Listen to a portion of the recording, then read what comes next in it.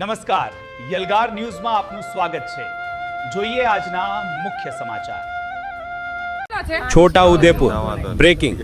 બોડેલીના Narmada વસાહતમાં short સર્કિટથી મકાનમાં આગ, ઘરની ઘરવખરી અને જરૂરી સામાન બળીને ખાખ।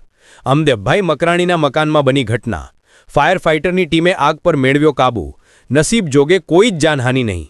નગરસેવક રાકેશ ચાવડા સહિત સ્થાનિકો આગ બુઝાવવા દોડી આવ્યા। પીડિત પરિવારે સરકાર પાસે રાહત સહાયની માંગ કરી। ઇમરાન મિર્ઝા, છોટા ઉદેપુર। અમારા ઘરમાં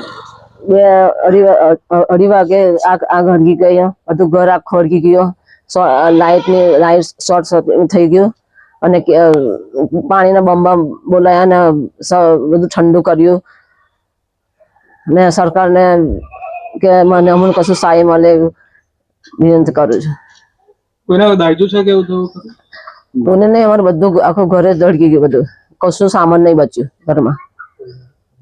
અમારા બકરી ખાલી બચી ગઈ, બકરા છોરા અમે બચી ગયા, બાકી બધું જળગી ગયું। શું નામ તમારું? સુલતાનાબાદ।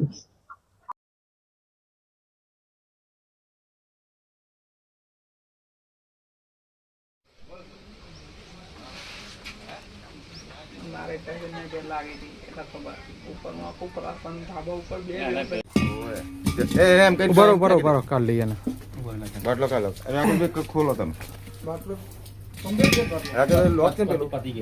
પતી ગયેલું પેલા નીચો કરો। मेरा छोकरा है